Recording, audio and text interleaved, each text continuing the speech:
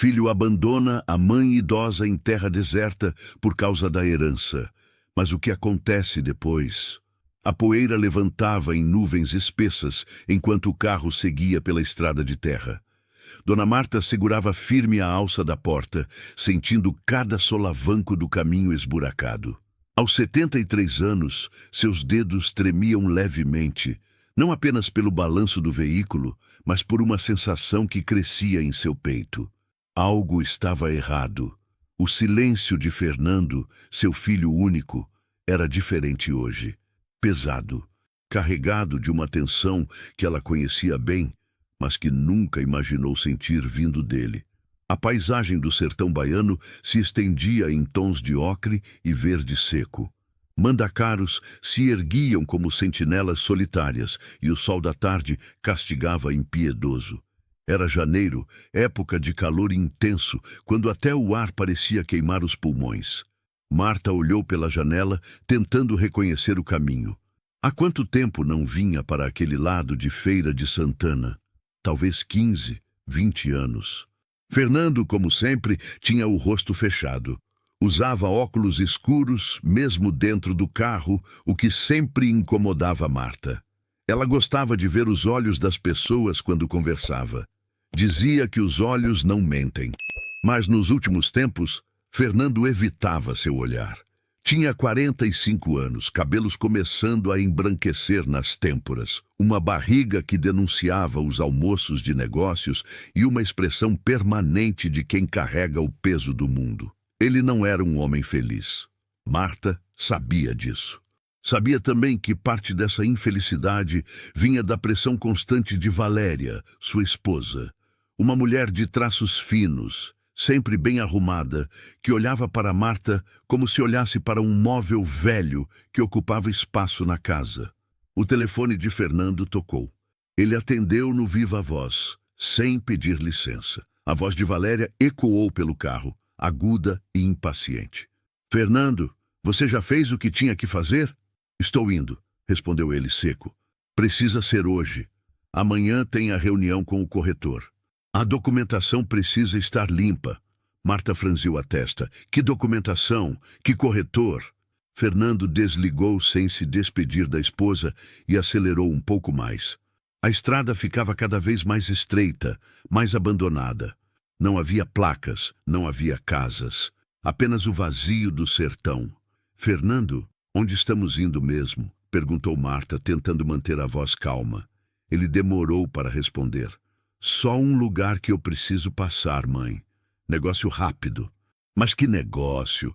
Você disse que íamos almoçar em Serrinha, visitar a prima Zilá. Mudança de planos, ele cortou, áspero. Marta sentiu o coração apertar. Conhecia aquele tom. Era o mesmo que ele usava quando criança, quando fazia algo errado e tentava esconder. Só que agora Fernando não era mais criança. Era um homem adulto, com um negócio de materiais de construção que herdara do pai e que vinha enfrentando dificuldades financeiras. Ela sabia das dívidas. Tinha ouvido conversas pela metade, telefonemas tensos, visto documentos espalhados pela mesa da sala, e sabia também do interesse de Fernando pela casa onde ela morava. A casa que seu falecido marido, Josias, tinha deixado em testamento exclusivamente para ela, com uma cláusula clara. A propriedade só poderia ser vendida após sua morte, e o valor seria dividido igualmente entre Fernando e suas duas irmãs, que moravam em São Paulo. Valéria odiava aquela cláusula. Repetia constantemente que era injusto, que Fernando era o filho homem, que cuidava da mãe, que merecia mais. Nos últimos meses, a pressão tinha aumentado. Sugestões veladas de que Marta deveria ir para um asilo, comentários sobre como a casa estava grande demais para uma pessoa só, propostas de procurações que Marta se recusou a assinar. O carro parou bruscamente. Marta olhou ao redor. Estavam no meio do nada, literalmente. Uma estrada de terra que terminava em uma clareira cercada por vegetação rasteira e pedras. Não havia sinal de civilização em nenhuma direção. Chegamos, disse Fernando, desligando o motor. Chegar aonde, filho? Aqui não tem nada. Ele tirou os óculos escuros. Pela primeira vez em semanas, Marta viu os olhos do filho. Estavam vermelhos, com olheiras profundas. Mas o que mais a assustou foi a expressão, vazia, resignada, como se ele tivesse tomado uma decisão terrível e já não houvesse volta. Fernando abriu a porta e saiu. Marta fez o mesmo, suas pernas trêmulas ao pisar no chão irregular. O calor era sufocante. Ela ajeitou o chapéu de palha que sempre usava e segurou a bolsa gasta contra o peito. Fernando, o que está acontecendo? Ele caminhou até o porta-malas e abriu. Pegou uma pequena sacola plástica e uma garrafa de água. Aproximou-se da mãe e estendeu os itens, sem olhar diretamente para ela. Tem água aí. E um pão. Marta não pegou a sacola. Ela olhou para o filho, para aquele homem que tinha embalado nos braços, que tinha ensinado a andar, que tinha socorrido em todas as febres da infância. O que você está fazendo, Fernando? Ele finalmente a encarou. Havia lágrimas nos cantos dos seus olhos, mas sua voz saiu dura, ensaiada. Eu não tenho escolha, mãe. A empresa está falindo. Tenho dívidas com banco, com fornecedores. Vão tomar tudo. A única saída é vender a casa. Valéria conhece um advogado que pode resolver a situação do testamento. Marta sentiu as pernas fraquejarem. Você vai me deixar aqui? Não era uma pergunta. Era a constatação horrível de uma realidade que seu coração de mãe se recusava a aceitar. Alguém vai passar, disse Fernando, a voz quebrando. Tem uma fazenda a uns quilômetros daqui. Você vai encontrar ajuda. Eu não posso mais. A gente não pode mais. Ele voltou para o carro rapidamente, como se tivesse medo de mudar de ideia. Jogou a sacola no chão, perto dos pés de Marta, e entrou no veículo. O motor roncou. Marta ficou parada, incapaz de se mover, incapaz de acreditar. Fernando! Ela gritou, a voz ecoando no vazio. Fernando! Pelo amor de Deus! Mas o carro já estava dando ré, levantando uma cortina de poeira. Ela viu o rosto do filho pela última vez, através do para-brisa embaçado. Ele chorava, mas não parou. O barulho do motor foi diminuindo, diminuindo, até desaparecer completamente. E Dona Marta ficou ali, sozinha, no meio do sertão baiano, aos 73 anos, com uma sacola plástica aos pés e o som do próprio coração batendo descompassado nos ouvidos. O sol começava a declinar no horizonte. Em poucas horas seria noite. E ela estava completamente sozinha. Se essa história está mexendo com você, se inscreva no canal e deixe seu like para não perder nenhuma de nossas histórias. Comente aqui embaixo de qual cidade você está assistindo. O silêncio do sertão é uma coisa viva. Não é a ausência de som, mas a presença de 1000 pequenos ruídos que ganham proporções imensuráveis quando se está sozinho.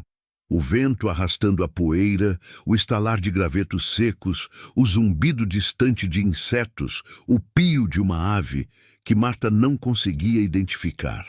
Cada som parecia amplificado, ecoando no vazio do seu abandono. Ela ficou parada por quanto tempo? Não sabia dizer. O choque inicial tinha congelado seu corpo, transformando-a em uma estátua de sal, como aquela mulher da história bíblica que seu pai contava quando ela era criança. Seus olhos permaneciam fixos na direção por onde o carro tinha desaparecido, como se a qualquer momento Fernando voltasse, pedisse perdão, explicasse que tudo não passava de um mal-entendido terrível. Mas o carro não voltou. E a realidade começou a se infiltrar em sua consciência como água fria, penetrando cada poro, cada fibra do seu ser. Meu filho me abandonou, ela murmurou para o vento. Meu filho me deixou para morrer. As palavras pareciam irreais, mesmo sendo pronunciadas por sua própria voz. Como era possível? Como um menino que ela tinha carregado no colo, que tinha velado noites inteiras quando teve pneumonia aos 7 anos, que tinha abraçado chorando quando o pai morreu, como esse menino tinha se transformado em um homem capaz de fazer isso? A resposta estava ali, na superfície dos seus pensamentos. Valéria, dinheiro, ganância. Mas seria justo colocar toda a culpa na nora? Fernando era um homem adulto, tinha feito uma escolha. E essa escolha tinha sido abandonar a própria mãe no meio do nada. Marta sentiu as lágrimas finalmente brotarem, quentes e salgadas, descendo por suas bochechas enrugadas. Chorou com a boca aberta, sem se importar com os sons que saíam dela. Gritos mudos de dor, de incompreensão, de uma solidão tão profunda que parecia sugar sua alma para um buraco negro. Mas o choro não podia durar para sempre. O sol continuava sua descida inexorável em direção ao horizonte, tingindo o céu de laranjas e roxos intensos. Em breve seria noite. E Marta sabia, mesmo em seu estado de choque, que precisava fazer algo. Ficar parada ali era garantir a morte. Com mãos trêmulas, ela pegou a sacola que Fernando tinha jogado no chão. Dentro havia um pão francês já meio ressecado, 2 bananas e uma garrafa de água de 500 mililitros. Provisões para um dia, talvez menos, dependendo do calor. Ela olhou ao redor, tentando avaliar suas opções. A estrada de terra por onde tinham chegado se estendia para trás, desaparecendo em uma curva. Para frente, a clareira terminava em vegetação mais densa. Não havia nenhum sinal de ocupação humana, nenhuma fumaça no horizonte, nenhum barulho de motor ou de animais domésticos. Fernando tinha mencionado uma fazenda. A uns quilômetros daqui, ele tinha dito. Mas em que direção? E o que eram uns quilômetros para um homem de carro versus uma mulher idosa caminhando sob o sol escaldante?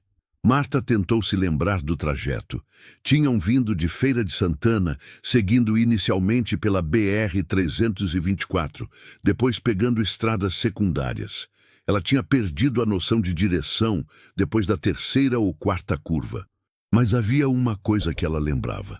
Antes de chegarem àquele lugar, tinham passado por uma construção abandonada, uma espécie de posto de gasolina que nunca tinha sido terminado. Estava do lado esquerdo da estrada. Se ela voltasse pela estrada, eventualmente chegaria àquele posto. E de lá, talvez conseguisse se orientar melhor. Ou talvez alguém passasse por ali. Era uma chance, a única que tinha. Com uma determinação que surpreendeu a ela mesma, Marta ajeitou o chapéu, colocou a garrafa de água dentro da bolsa e pegou a sacola. Começou a caminhar de volta pela estrada de terra, seus passos lentos, mas firmes. O sol estava quase tocando o horizonte quando ela deu os primeiros passos. Cada movimento era um esforço. Suas pernas, que já não eram mais as mesmas de quando ela trabalhava na roça na juventude, protestavam. Seus pés, calçados em sandálias simples, sentiam cada pedrinha, cada irregularidade do terreno. Mas Marta não parou. Colocou um pé na frente do outro, uma vez, depois outra e mais outra. Recitava mentalmente as orações que tinha aprendido com a mãe. Pai Nosso, Ave Maria, Salve Rainha. As palavras eram um ritmo, uma âncora que mantinha sua mente focada, impedindo-a de sucumbir ao desespero. O céu escureceu rapidamente, como acontece no sertão. Não há o longo crepúsculo das cidades litorâneas. Um momento ainda há luz. No seguinte, já é noite. E com a noite chegou o frio.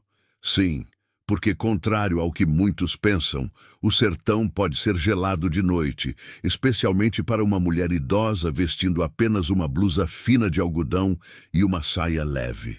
Marta tremeu, abraçando o próprio corpo. Suas pernas estavam começando a fraquejar seriamente agora. Quanto tempo tinha caminhado? 1 hora? 2? Não havia relógio em seu pulso, e mesmo se houvesse, já estava escuro demais para ver. Foi então que ela tropeçou. Seu pé prendeu em uma raiz saliente e ela caiu, as mãos indo instintivamente à frente para amortecer o impacto. Sentiu a dor aguda nas palmas, a pele raspando contra pedras e terra. A garrafa de água rolou para o lado, mas felizmente não abriu. Marta ficou ali, de joelhos no meio da estrada, as mãos ardendo, o corpo inteiro doendo. E pela primeira vez desde que Fernando tinha partido, ela sentiu verdadeiro medo. Não o medo abstrato do abandono, mas o medo concreto, visceral, de morrer ali, sozinha, no escuro. Seus soluços ecoaram na noite. Ela pensou nas filhas, Cláudia e Simone, que moravam em São Paulo. Quando foi a última vez que tinha falado com elas? Semanas atrás, talvez um mês. Elas tinham suas próprias vidas, seus próprios problemas. Cláudia era professora, sempre atarefada. Simone trabalhava em um banco, vivia viajando. Elas sabiam que Fernando cuidava da mãe. Confiavam no irmão. Nunca saberão o que ele fez. Vão pensar que foi um acidente, que eu me perdi, que tive um problema de saúde. Nunca vão saber a verdade. Esse pensamento, mais do que qualquer outro, encheu Marta de uma raiva súbita e intensa. Não, ela não ia morrer ali. Não ia deixar Fernando sair impune. Não ia permitir que ele dormisse tranquilo, que gastasse o dinheiro da casa, que vivesse como se nada tivesse acontecido. Com um esforço monumental, ela se levantou.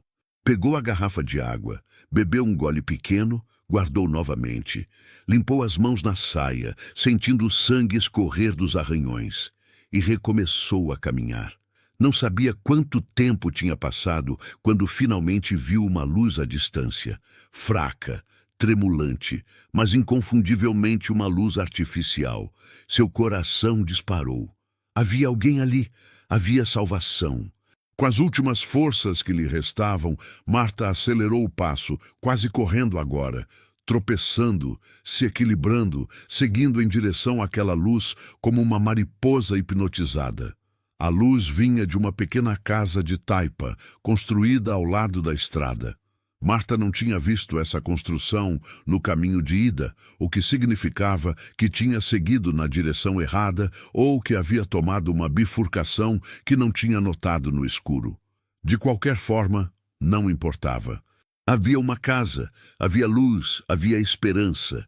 Ela se aproximou cambaleante, suas pernas mal conseguindo sustentá-la. A construção era simples. Paredes de barro batido, telhado de telhas coloniais, uma pequena varanda na frente onde balançava uma rede. A luz vinha de dentro, provavelmente de um lampião, pelo modo irregular como bruxuleava. Marta subiu os 2 degraus que levavam à varanda e bateu na porta de madeira. Sua batida foi fraca, seu corpo estava no limite da exaustão. Tentou novamente com mais força. "Tem alguém aí?" Sua voz saiu rouca, quase irreconhecível. "Por favor, preciso de ajuda." Houve movimento lá dentro. Passos. A porta se abriu com um rangido, e Marta se viu diante de uma mulher de seus 50 e poucos anos, baixa, roliça, com o cabelo preso em um coque desalinhado. Usava um vestido simples de chitão e tinha nas mãos um pano de prato. Seu rosto redondo expressava surpresa e preocupação. "Meu Deus do céu!" exclamou a mulher. "Que aconteceu com a senhora?" Marta tentou responder, mas suas pernas finalmente cederam. A última coisa que viu antes de desmaiar foi o rosto assustado da mulher e seus braços se estendendo para ampará-la. Quando recobrou a consciência, estava deitada em uma cama estreita, coberta com um cobertor de retalhos. A cabeça latejava e a boca estava seca como algodão. Levou alguns segundos para se lembrar onde estava e o que tinha acontecido. "Calma, calma", disse uma voz suave. A mesma mulher da porta estava sentada em uma cadeira ao lado da cama, segurando um copo com água. "A senhora está segura agora." Marta tentou se sentar, mas a mulher a impediu com um gesto gentil. "Descanse mais um pouco. A senhora passou um sufoco danado." "Que horas são?" Marta conseguiu perguntar. "Quase meia-noite. A senhora chegou aqui há umas 2 horas. Desmaiou bem na minha porta, me deu um susto." Marta bebeu a água que a mulher lhe ofereceu, sentindo o líquido fresco descendo por sua garganta dolorida. "Obrigada. Obrigada por me acolher. Imagine, meu nome é Joana, Joana de Souza. Moro aqui sozinha desde que meu marido faleceu, há 3 anos. E a senhora é?" "Marta. Marta dos Santos." "E o que a senhora Maria está fazendo sozinha na estrada a essa hora da noite?" Onde está sua família? Marta sentiu as lágrimas voltarem. Como explicar? Como colocar em palavras a traição, o abandono, a crueldade do que tinha acontecido? Mas Joana tinha olhos bondosos e Marta estava tão cansada de carregar aquilo sozinha. Meu filho me trouxe até aqui e me abandonou, ela disse, as palavras saindo em um sussurro quebrado. Ele quer vender minha casa e eu estava no caminho dele. Joana ficou em silêncio por um longo momento, processando aquelas palavras. Seu rosto passou por várias expressões: choque, incredulidade, raiva, tristeza. Finalmente, ela segurou a mão de Marta com firmeza. Que tipo de criatura faz isso com a própria mãe?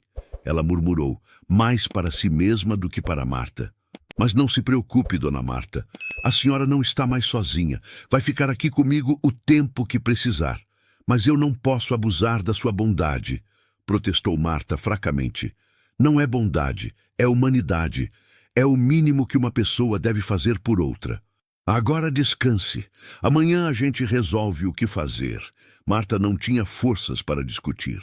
Fechou os olhos e, pela primeira vez desde o início daquele pesadelo, dormiu. Amanhã chegou com o canto do galo e os primeiros raios de sol entrando pela pequena janela do quarto. Marta acordou desorientada, levando alguns segundos para lembrar onde estava. Seu corpo inteiro doía. As mãos estavam enfaixadas com panos limpos, as pernas pesadas como chumbo. Com esforço, ela se levantou e saiu do quarto seguindo o cheiro de café. Joana estava na cozinha, uma área pequena, mas organizada, com um fogão a lenha e algumas prateleiras com mantimentos. Ela sorriu ao ver Marta. Bom dia. Conseguiu dormir? Dormi. Obrigada. E mais uma vez, obrigada por tudo. Senta aí que o café está pronto. Elas tomaram café juntas, comendo pão com manteiga e queijo de coalho.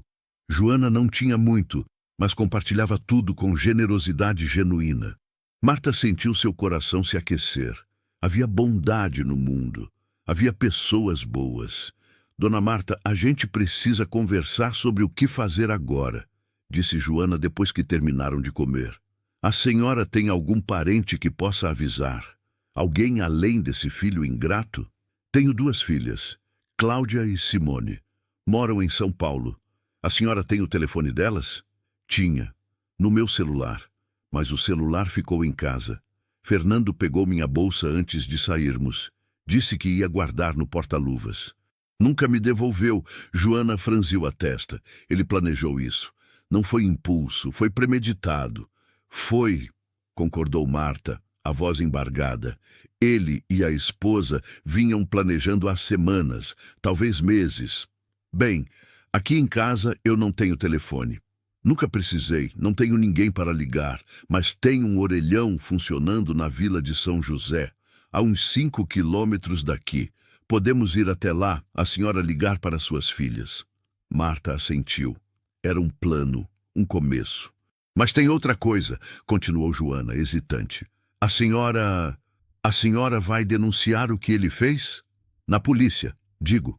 A pergunta ficou suspensa no ar. Marta não tinha pensado nisso. Denunciar Fernando? Seu filho?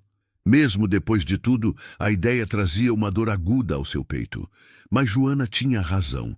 O que Fernando tinha feito não era apenas cruel, era criminoso. Abandono de incapaz, tentativa de homicídio.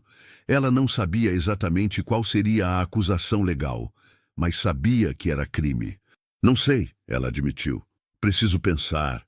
É uma decisão difícil, eu entendo, mas a senhora precisa se proteger. Se ele foi capaz de fazer isso uma vez, ele pode tentar de novo. Marta completou o pensamento em voz alta. Você tem razão. Vamos com calma. Primeiro ligamos para suas filhas, depois vemos o resto. Elas descansaram durante a manhã. Marta ainda estava muito fraca para caminhar 5 quilômetros até a vila. Joana preparou um almoço simples, mas substancial. Arroz, feijão, macaxeira e carne de sol. Marta comeu devagar, sentindo as forças voltarem gradualmente ao seu corpo. À tarde, Joana encontrou um chinelo velho que serviu em Marta, melhor do que as sandálias destruídas que ela usava. Também lhe deu uma camisa de manga comprida para proteger do sol. Preparou uma garrafinha com água fresca e colocou algumas bolachas em uma sacola. Vamos indo devagar, avisou Joana. Paramos sempre que a senhora precisar descansar. O caminho até São José levou quase 3 horas. Elas paravam frequentemente, Marta se apoiando em Joana, suas pernas tremendo de cansaço. Mas finalmente chegaram à pequena vila. Pouco mais do que uma rua principal com algumas casas, uma bodega, uma igrejinha e o tal orelhão milagrosamente funcionando. Marta pegou as moedas que Joana lhe deu e discou o número de Cláudia. Suas mãos tremiam enquanto segurava o fone contra o ouvido. 1 toque. 2 toques. 3. Alô? A voz de Cláudia do outro lado da linha trouxe lágrimas imediatas aos olhos de Marta. Cláudia, minha filha, sou eu. Houve uma pausa. Mãe? Mãe, é você? Onde você está? Estamos procurando você há 2 dias. Fernando disse que você desapareceu, que saíram para almoçar e quando ele voltou do banheiro, você tinha sumido. Fizemos boletim de ocorrência e estamos desesperados. 2 dias? Marta olhou para Joana confusa. Tinha dormido tanto assim. A senhora desmaiou ontem à noite e dormiu até hoje de manhã, explicou Joana baixinho. Hoje é terça-feira. Terça-feira. Fernando a tinha abandonado no domingo. E tinha mentido para as filhas, criado uma história de desaparecimento misterioso. O filho da mãe, pensou Marta com uma raiva que a surpreendeu pela intensidade. Cláudia, escute com atenção o que vou te contar. E ali, naquele orelhão enferrujado no meio de uma vila perdida do sertão baiano, Marta contou tudo. O silêncio do outro lado da linha, depois que Marta terminou de contar, foi tão profundo que ela pensou por um momento que a ligação tinha caído. Então, ouviu a respiração pesada de Cláudia, seguida por um som que reconheceu imediatamente. Sua filha estava chorando. Mãe, Cláudia conseguiu dizer finalmente, a voz entrecortada por soluços. Mãe, eu não acredito. Não consigo acreditar que Fernando tenha feito isso. Como? Como ele pôde? Marta sentiu as próprias lágrimas escorrerem novamente. Ouvir a dor na voz da filha multiplicava sua própria dor. Não sei, minha filha. Não sei que homem seu irmão se tornou. Onde você está exatamente? Vou já para aí. Hoje mesmo pego um ônibus, um avião, o que for. Marta olhou ao redor, percebendo que não sabia ao certo onde estava. Perguntou a Joana, que estava ao seu lado, a mão no ombro dela em gesto de apoio.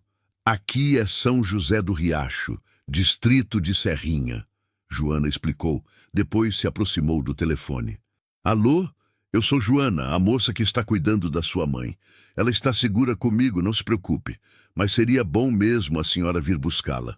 Cláudia fez várias perguntas sobre o estado de saúde de Marta, sobre onde ficava exatamente a casa de Joana, como chegar lá.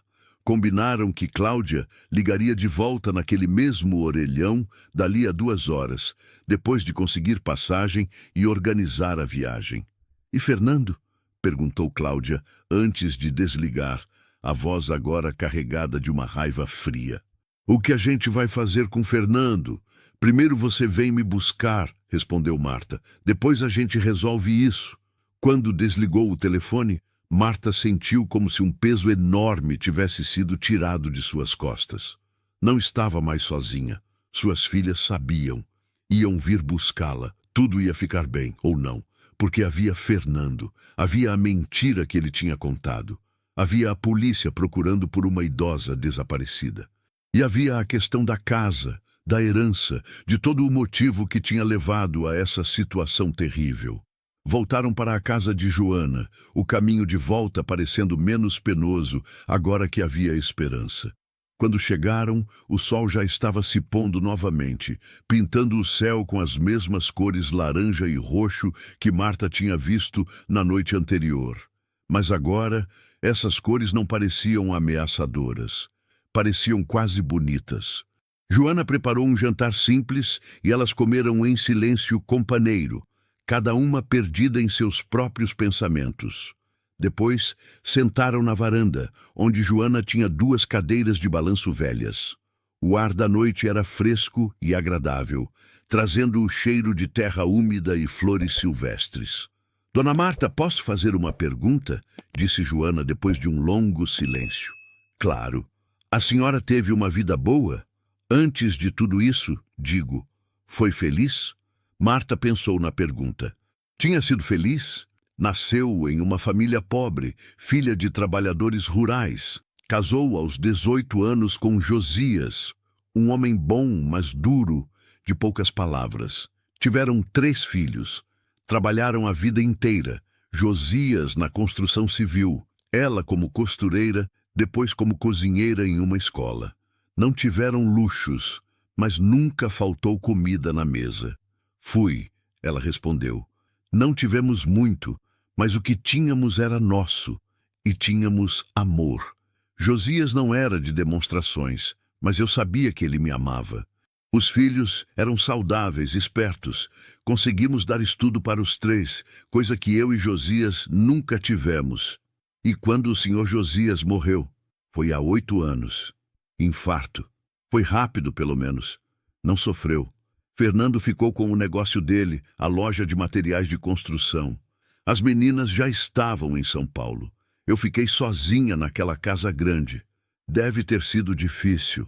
Foi, mas eu tinha a igreja, as vizinhas, algumas amigas.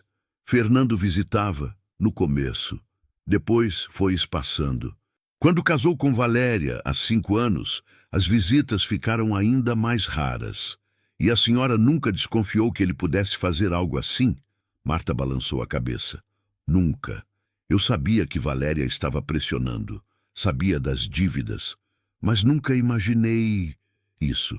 Elas ficaram em silêncio novamente, ouvindo os sons noturnos do sertão. Um cachorro latia ao longe. Grilos cantavam na vegetação ao redor. Era quase pacífico, se Marta conseguisse esquecer por um momento as circunstâncias que a tinham trazido até ali. Sabe o que mais dói? Marta disse de repente.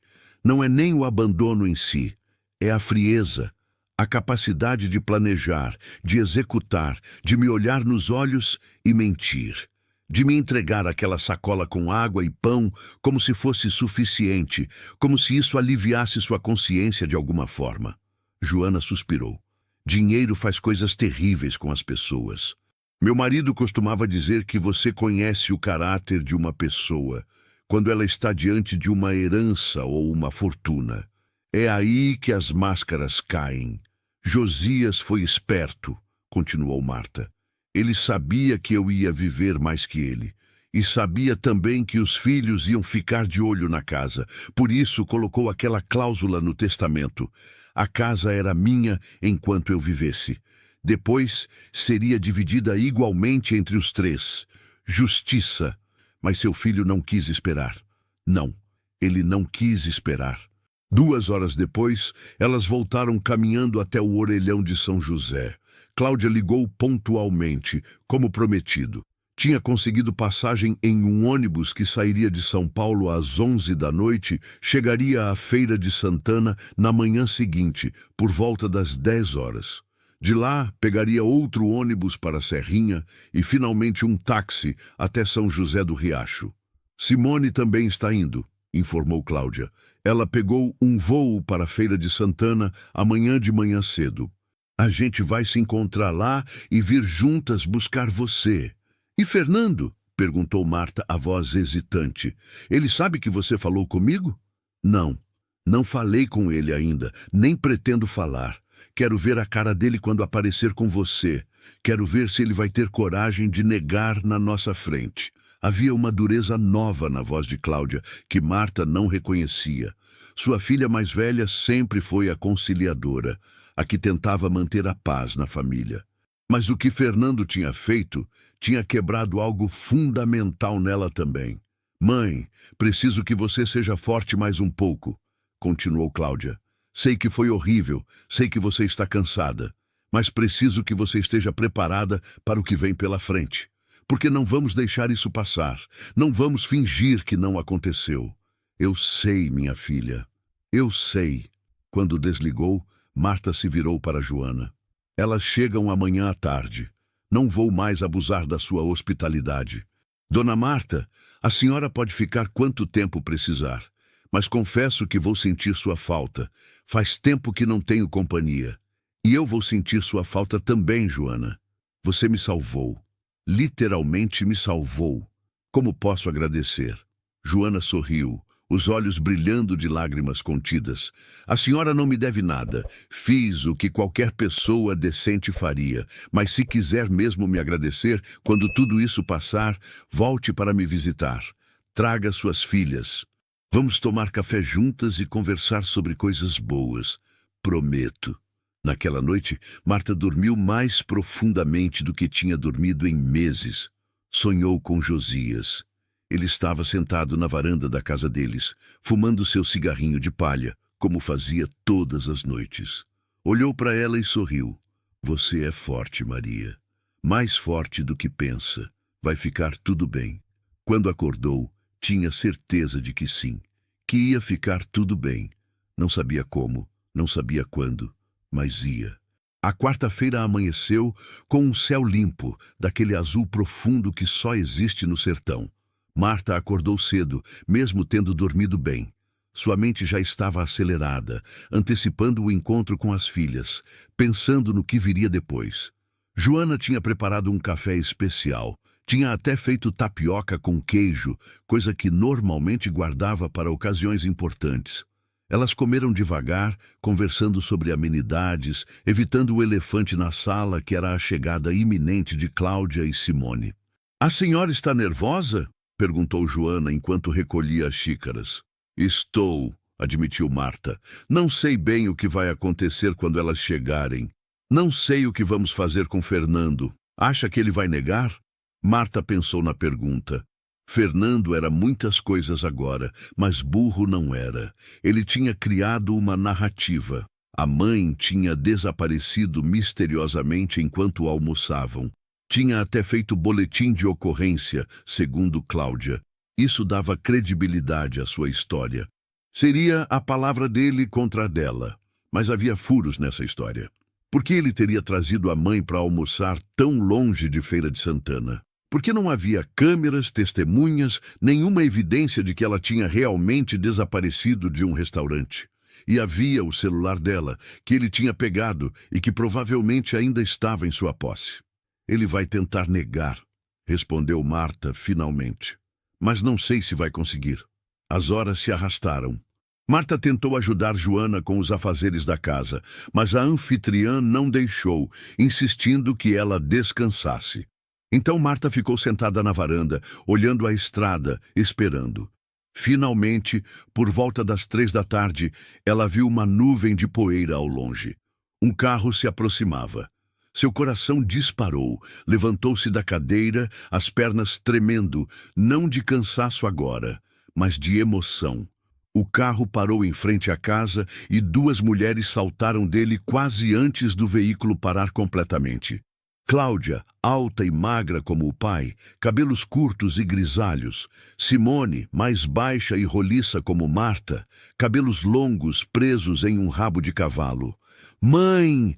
Gritaram as 2 em uníssono, correndo em direção à varanda. Marta desceu os degraus o mais rápido que pôde e foi engolfada em um abraço duplo. As 3 choraram juntas, sem se importar com o taxista que tinha trazido as filhas e que observava a cena desconfortavelmente, sem saber se devia ir embora ou esperar. Joana resolveu a situação, aproximando-se e oferecendo ao homem um copo de água fresca.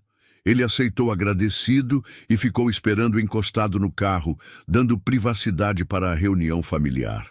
Quando finalmente se separaram, Cláudia segurou o rosto da mãe com as mãos, examinando-a. Você está bem? Está machucada? Precisa de médico? Estou bem, minhas filhas. Graças a Deus e a Joana estou bem. Foi só então que as filhas repararam na mulher que estava na varanda, observando a cena com um sorriso tímido. Marta fez as apresentações. Cláudia e Simone agradeceram profusamente a Joana, que ficou sem graça com tanta atenção.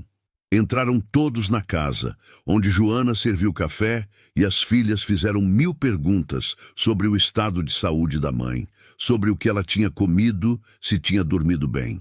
Finalmente, quando os ânimos se acalmaram um pouco, Cláudia voltou ao assunto que tinham evitado até então. Mãe, precisamos falar sobre Fernando, sobre o que vamos fazer. Marta assentiu. Tinha pensado muito sobre isso nas últimas horas.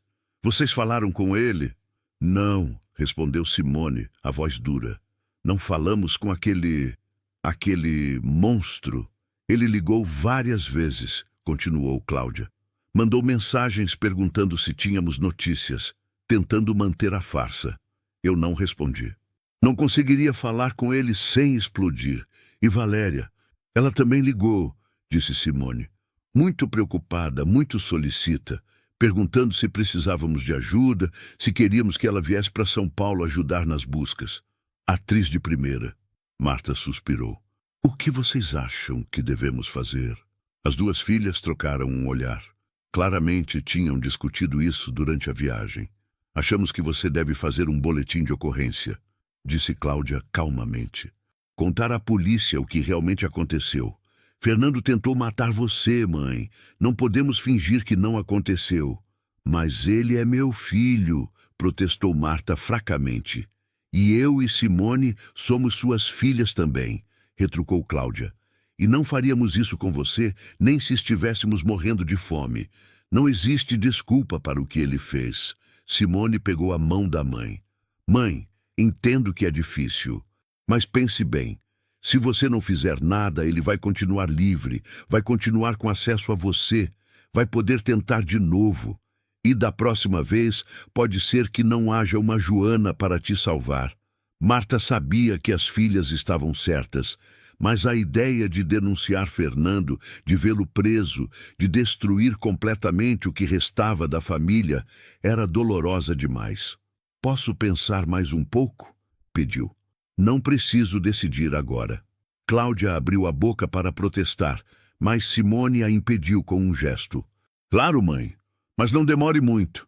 Cada dia que passa é mais um dia que ele tem para apagar provas, criar álibis, se proteger. Ficaram mais 1 hora na casa de Joana, tomando café, conversando. Cláudia insistiu em dar dinheiro a Joana, que recusou terminantemente. Só aceitou quando Simone argumentou que não era pagamento pelos cuidados, mas ajuda de uma amiga para outra.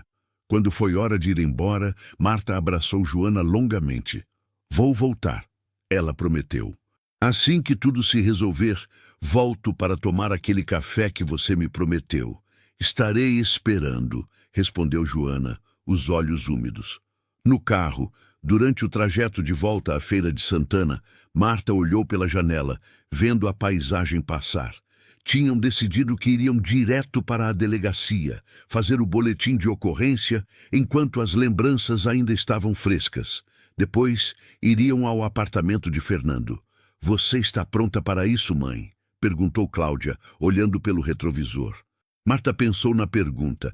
Estava pronta para ver o filho que tinha tentado matá-la? Para enfrentá-lo, acusá-lo, destruir sua vida? Não, respondeu honestamente. Mas vou fazer mesmo assim. A delegacia de Feira de Santana era um prédio antigo, pintado de um amarelo desbotado, com grades nas janelas e um ar geral de descaso. Entraram e pediram para falar com alguém responsável. Foram atendidas por um delegado jovem, talvez uns 30 e poucos anos, que se apresentou como Dr. Marcos. Ele as levou a uma sala pequena com uma mesa e algumas cadeiras. Cláudia explicou brevemente a situação, e o delegado foi ficando cada vez mais sério. A senhora quer fazer um boletim de ocorrência contra seu filho? Ele perguntou a Marta, certificando-se de que tinha entendido corretamente. Quero, respondeu Marta, a voz firme apesar do tremor nas mãos. E tem alguma prova do que está dizendo? Marta hesitou. Prova? Tinha sua palavra. Tinha o testemunho de Joana de que ela tinha chegado sozinha, desorientada, abandonada, mas prova física não tinha. O delegado deve ter percebido sua hesitação. Olhe, senhora, ele disse, não sem gentileza. Entendo que é uma situação difícil, mas acusações desse tipo são sérias. Precisamos de mais do que apenas sua palavra contra a dele. Tem o celular da minha mãe, falou Simone.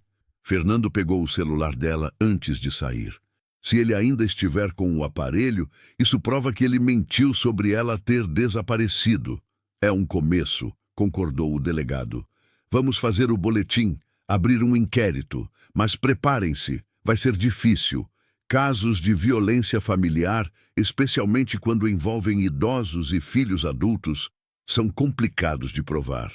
Mesmo assim, insistiu Cláudia, queremos que fique registrado.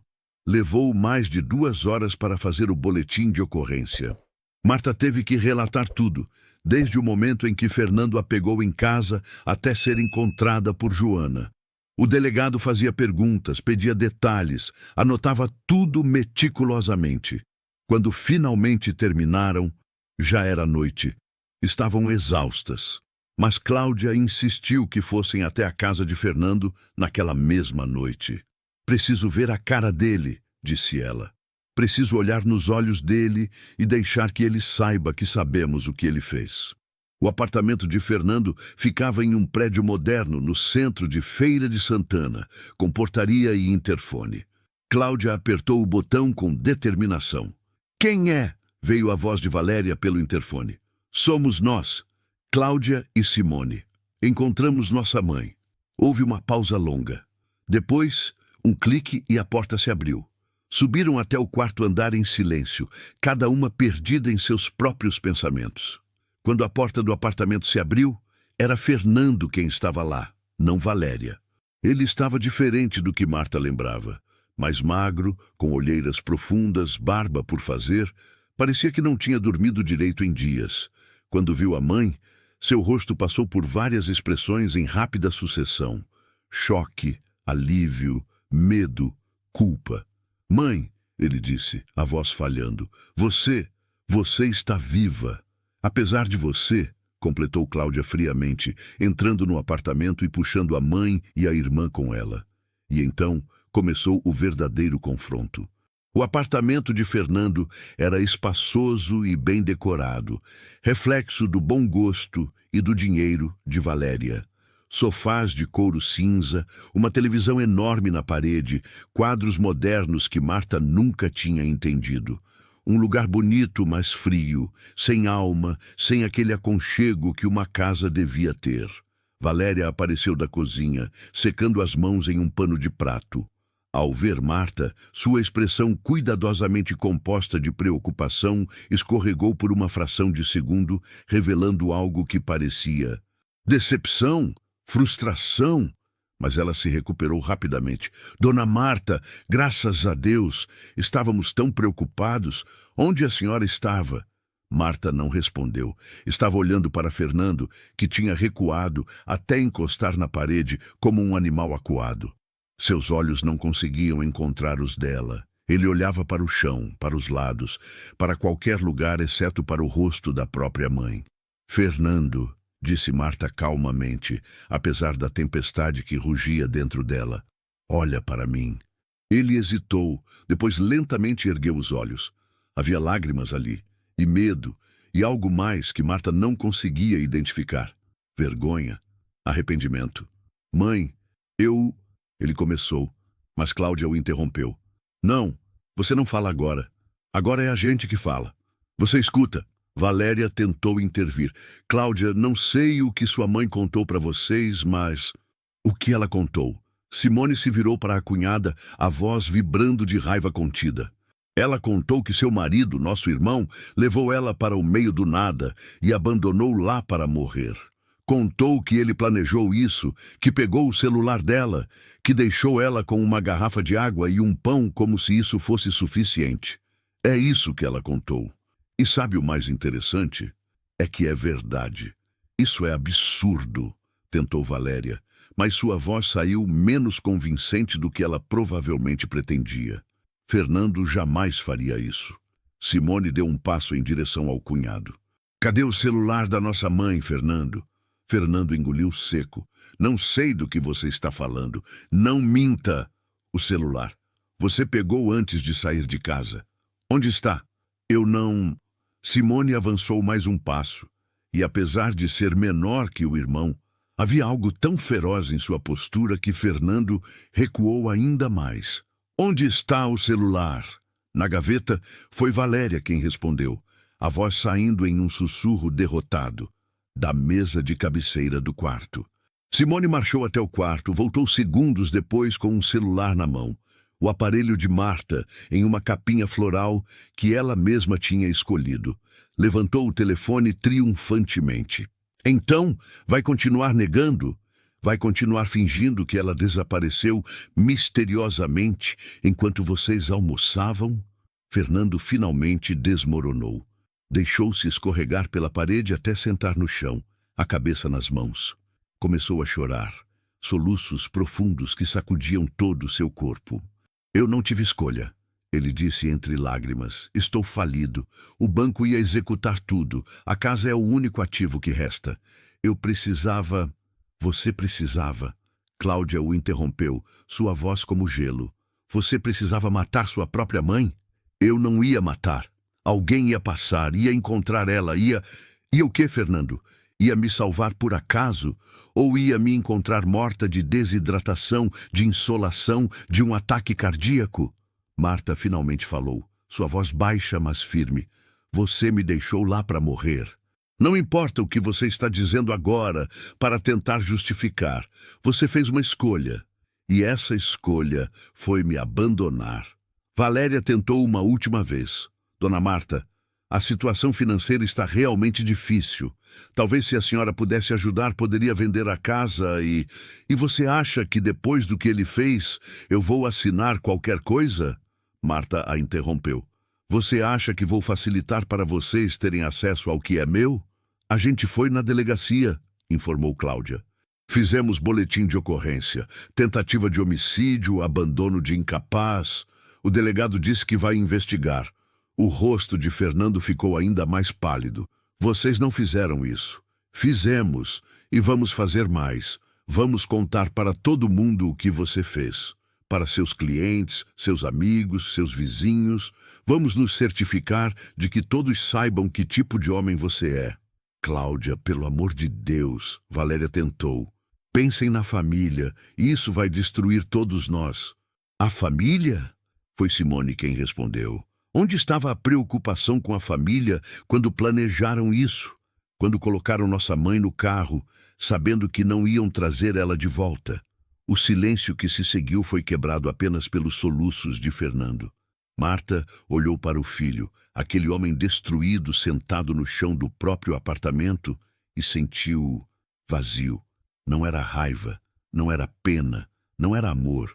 Era como se algo dentro dela tivesse simplesmente desligado quando se tratava de Fernando. Vamos embora, ela disse para as filhas.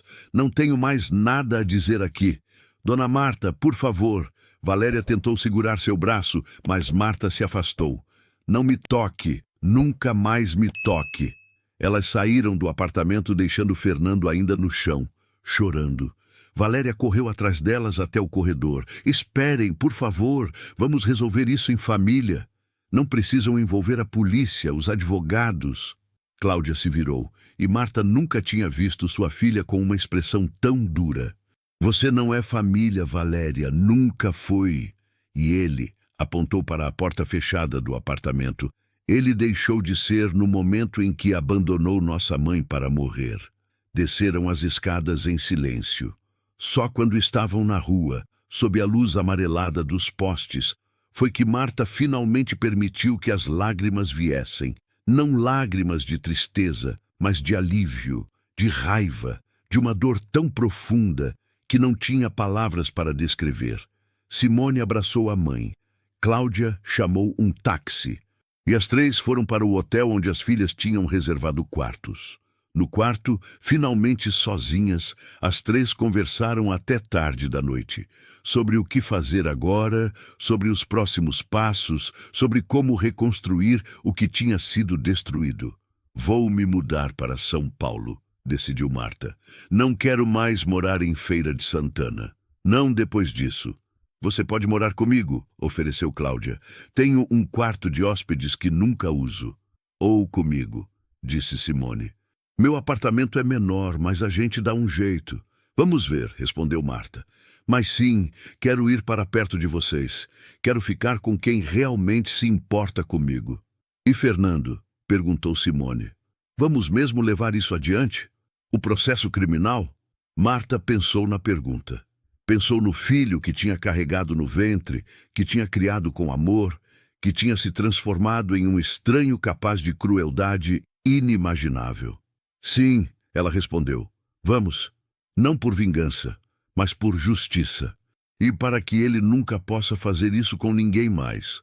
Na manhã seguinte, acordaram cedo. Tinham muito a fazer. Precisavam ir à casa de Marta, recolher seus documentos e pertences essenciais. Precisavam conversar com advogados. Precisavam organizar a mudança para São Paulo. A casa de Marta ficava em um bairro tranquilo, uma construção simples, mas bem cuidada, com um pequeno jardim na frente onde ela cultivava rosas e jasmins. Quando chegaram, encontraram a porta destrancada. Ele esteve aqui, disse Cláudia tensa. Entraram com cuidado. A casa estava revirada, gavetas abertas, papéis espalhados, armários com as portas escancaradas. Fernando tinha procurado algo. Provavelmente os documentos da casa, o testamento, qualquer coisa que pudesse ajudá-lo. Mas ele não tinha encontrado, porque Marta, previdente como sempre, tinha guardado tudo em um cofre no banco meses atrás, quando as pressões de Fernando e Valéria tinham começado a ficar mais intensas. Vamos recolher o que precisa e sair daqui, disse Simone. Esse lugar não é mais seguro. Passaram as próximas horas empacotando roupas, fotos, objetos pessoais. Marta andou pela casa tocando as paredes, lembrando. Tinha sido feliz ali.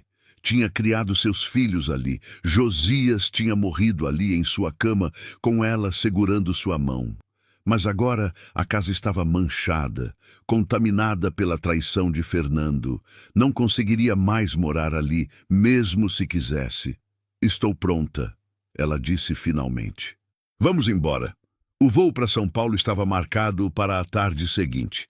Marta, Cláudia e Simone passaram a manhã em um escritório de advocacia, recomendado por uma colega de Cláudia. O advogado, Dr. Roberto, era um homem de meia idade, cabelos grisalhos, óculos de armação grossa e uma expressão séria, mas não insensível. Ele ouviu toda a história sem interromper, fazendo anotações ocasionais em um bloco. Quando Marta terminou, ele suspirou pesadamente. Senhoras, vou ser honesto com vocês. Esse tipo de caso é complexo. Processos criminais contra familiares, especialmente filhos contra pais ou vice-versa, são difíceis de provar e ainda mais difíceis de ganhar. Mas ela tem o testemunho da mulher que a encontrou, argumentou Cláudia. Tem o celular que ele manteve escondido, tem a falsa denúncia de desaparecimento. Tudo isso ajuda, concordou o Dr. Roberto. Mas um bom advogado de defesa vai argumentar que foi um mal-entendido, que o filho se confundiu, que a mãe ficou desorientada. Vai pintar a senhora? Ele olhou para Marta como uma idosa, possivelmente com problemas cognitivos, que se perdeu e está agora confusa sobre o que realmente aconteceu. Eu não tenho problemas cognitivos, disse Marta firmemente. Eu sei disso, mas eles vão tentar plantar essa dúvida. Dr. Roberto se recostou na cadeira. Dito isso, há coisas que podemos fazer. Podemos buscar uma ordem de restrição impedindo seu filho de se aproximar da senhora. Podemos mover uma ação cível por danos morais e emocionais. E podemos, sim, auxiliar na investigação criminal, fornecendo toda a documentação e testemunhos necessários. E a casa? Perguntou Simone. Ele pode tentar vender mesmo com nossa mãe viva? Não legalmente, respondeu o advogado. O testamento é claro. A propriedade pertence exclusivamente à sua mãe enquanto ela for viva. Qualquer tentativa de venda sem a assinatura dela seria fraudulenta. Mas ele fez uma pausa. Gente desesperada faz coisas desesperadas. Recomendo fortemente que registremos uma escritura de inalienabilidade no cartório, tornando impossível qualquer tentativa de transferência. Faremos isso, decidiu Cláudia. Tudo o que for necessário para proteger nossa mãe. Passaram as próximas horas assinando documentos, dando procurações, organizando a estratégia legal. Quando saíram do escritório, o sol já estava alto e Marta sentia-se exausta, não fisicamente, mas emocionalmente.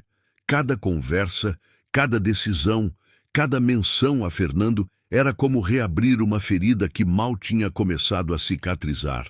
No caminho para o aeroporto, passaram por lugares familiares de Feira de Santana, a igreja onde Marta tinha se casado, a escola onde os filhos tinham estudado, a loja de materiais de construção que tinha pertencido a Josias e agora estava com uma placa de "Vende-se" na frente.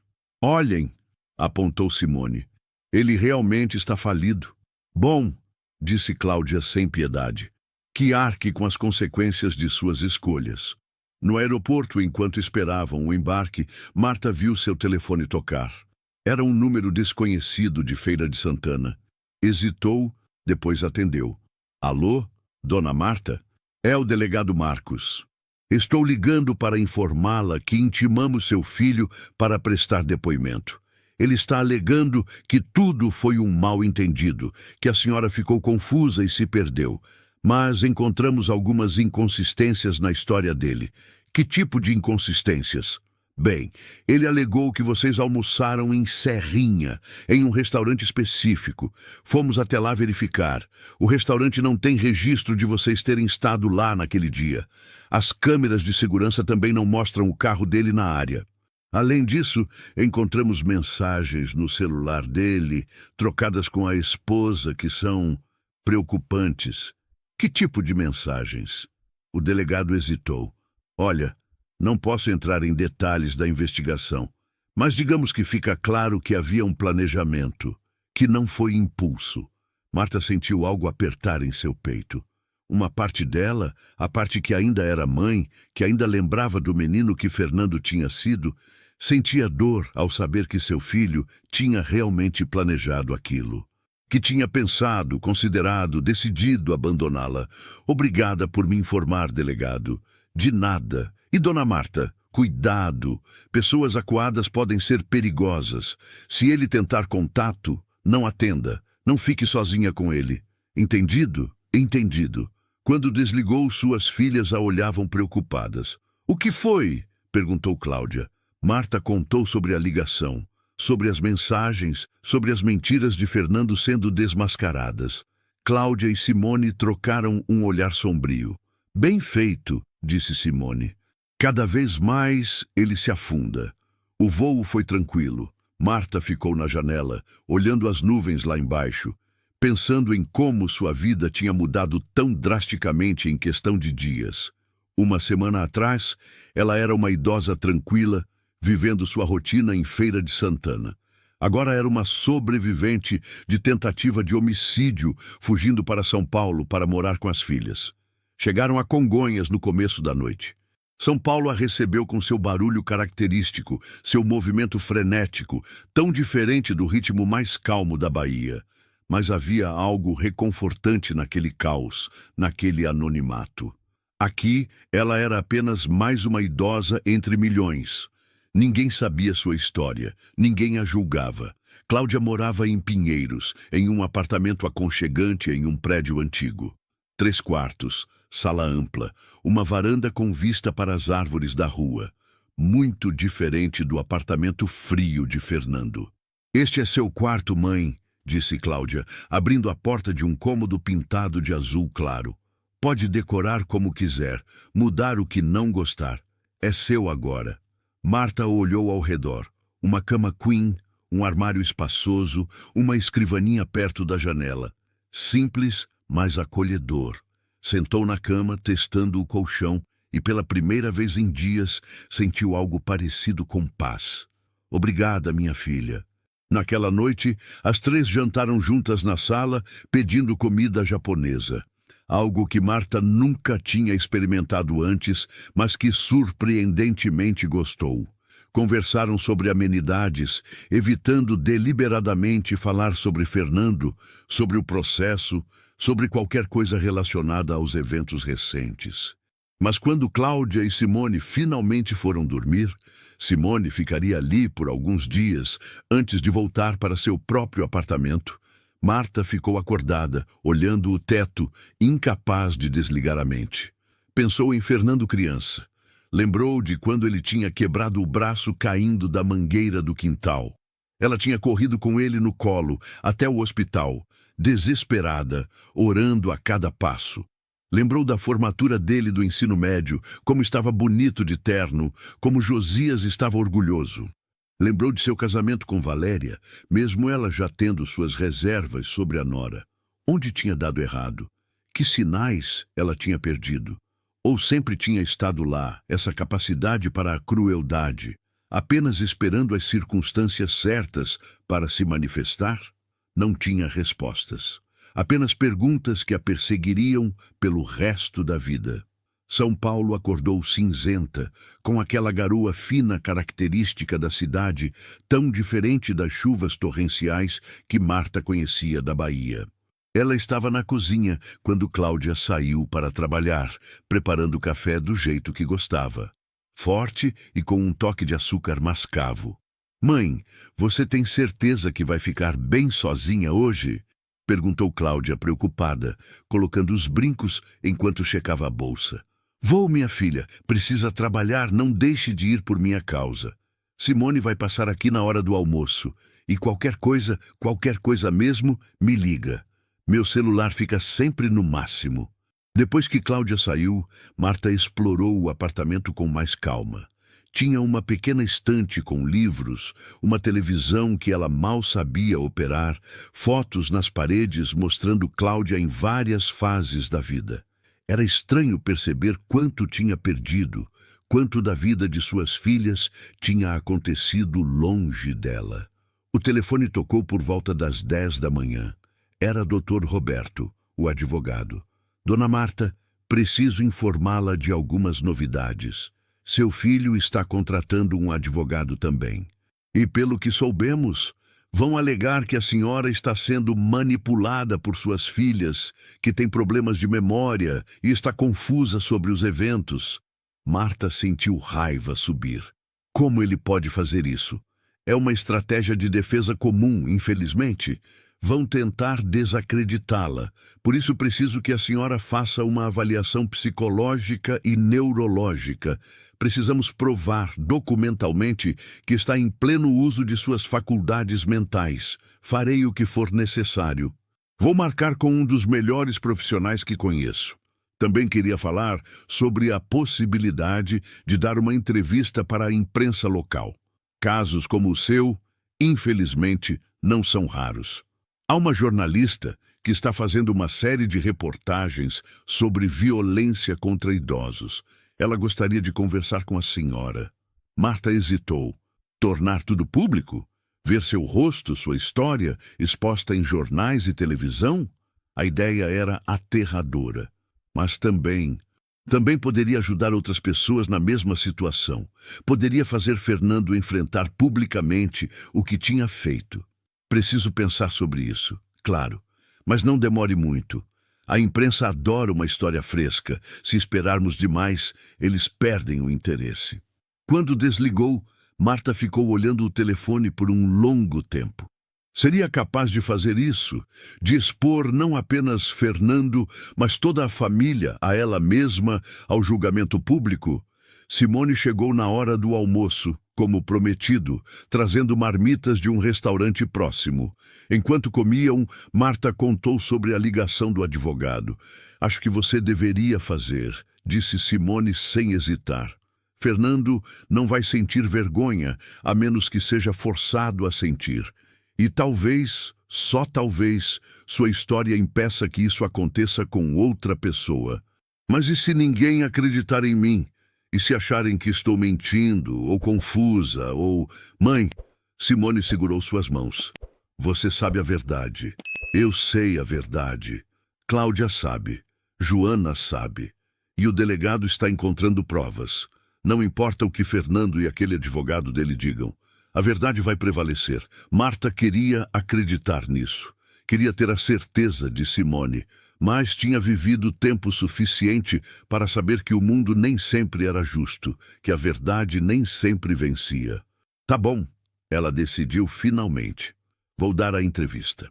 Nos dias seguintes, Marta passou por uma série de exames médicos. Neurologista, psicólogo, até um psiquiatra. Todos avaliando sua capacidade cognitiva, sua memória, sua lucidez. Foi humilhante ter que provar que estava mentalmente sã, mas entendeu a necessidade. Os resultados foram inequívocos. Marta estava em perfeita saúde mental, sem sinais de demência, sem confusão, sem problemas de memória. O psicólogo até comentou que ela tinha uma clareza mental admirável para sua idade. Armada com esses laudos, Dr. Roberto marcou a entrevista com a jornalista. Seu nome era Ana Paula, tinha uns 40 anos, cabelos curtos tingidos de loiro, olhos inteligentes e uma maneira gentil, mas direta de fazer perguntas. Elas se encontraram no apartamento de Cláudia, com ambas as filhas presentes. Ana Paula trouxe um fotógrafo e um cinegrafista. A matéria seria publicada tanto no jornal quanto online com vídeo. Dona Marta, começou Ana Paula depois de configurar tudo. Sei que não é fácil falar sobre isso, mas sua história é importante. Quantos outros idosos estão passando pelo mesmo, em silêncio, com medo de denunciar os próprios filhos?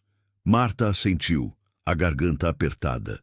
Vou fazer algumas perguntas, e a senhora responde como se sentir confortável, ok? A qualquer momento, pode pausar ou parar completamente. E então, começou.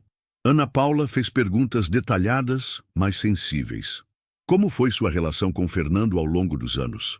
Quando começou a perceber mudanças? Pode me contar o que aconteceu no dia em que ele a abandonou? Marta respondeu tudo, sua voz quebrando várias vezes, mas se mantendo firme. Contou sobre a viagem, sobre o momento em que percebeu que ele não voltaria, sobre a noite no sertão, sobre Joana. O cinegrafista capturou tudo, as lágrimas descendo pelo rosto enrugado de Marta, Cláudia e Simone ao fundo, também chorando. Era cru, era real, era devastador. A senhora tem algo a dizer para outros idosos que possam estar em situações similares? Ana Paula perguntou no final. Marta pensou por um momento. Denunciem. Não tenham medo. Não sintam vergonha. Porque se não falarmos, se continuarmos aceitando em silêncio, eles vão continuar fazendo. E vão continuar saindo impunes. A matéria saiu 3 dias depois. Ocupou a capa do caderno de cidades do jornal, com uma foto grande de Marta olhando diretamente para a câmera, expressão de dignidade misturada com dor. O título era direto: Filho abandona mãe de 73 anos no sertão para ficar com herança. A repercussão foi imediata e massiva.